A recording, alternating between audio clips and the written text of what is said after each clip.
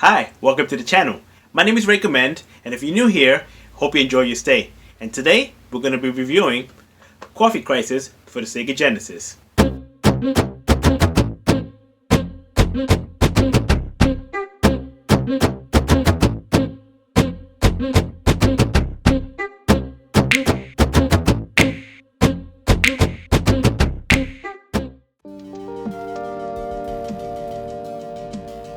Coffee Crisis is a two-player co-op side-scrolling beat-em-up where two baristas attempt to save the world from an alien invasion. The problem is that the game is absolute garbage. This is probably why it can be commonly found on sale for about $2 on the Nintendo eShop. But I digress. Back to the topic at hand, the one positive that I give Coffee Crisis is that it does have some nice artwork and great animation on the main characters. Cutscenes are also a joy to behold and look good on the Sega Genesis hardware. The problems begin once you get to the gameplay. The hit detection is atrocious, particularly on Nick, whose attacks are useless unless perfectly timed in place. If you're going on a single player campaign, choose Ashley since her attacks work halfway decently. Coffee Crisis has standard ground and floor attacks, a throw that looks glitchy and unfinished for both characters, a charge attack that doesn't consume energy, and a command attack that uses up some of your life. There are also a few weapons that you can pick up, but be warned, these are breakable weapons. After a few hits, the weapon will disappear even if you never take a hit while using it. Between levels, you have a Mortal Kombat style test your might type of minigame. It's okay, but The Simpsons did this better. Overall, this is what I consider the game to play like, a really poor clone of The Simpsons arcade game. The music is ear-grating trash most of the time.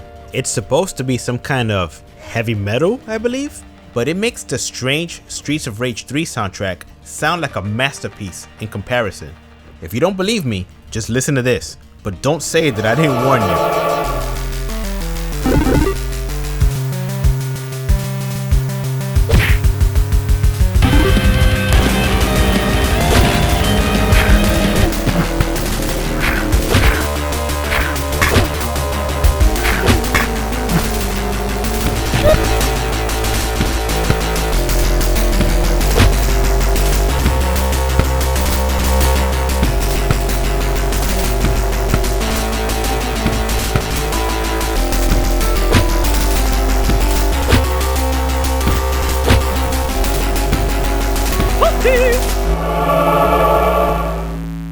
Another huge fail of Coffee Crisis is that it forces players to move all the way to the right edge of the screen just to make the screen scroll. That's just poor design and something that the programmers must have known about but just didn't care enough about to correct. To add insult to injury, the complete in-box Genesis version of Coffee Crisis that includes a manual is $50.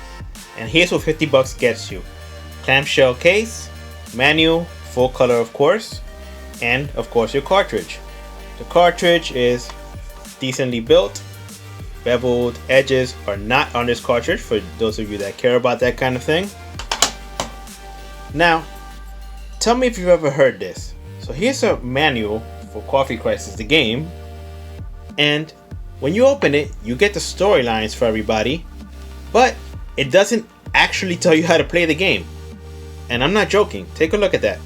Forward, character bios, add 1, 2, 3, 4, 5, thank you, short story synopsis, and credits. So it does everything but actually tell you how to play the game. Now some of you may be like, well Ray, it's a side-scrolling beat 'em up, why would we need the instructions?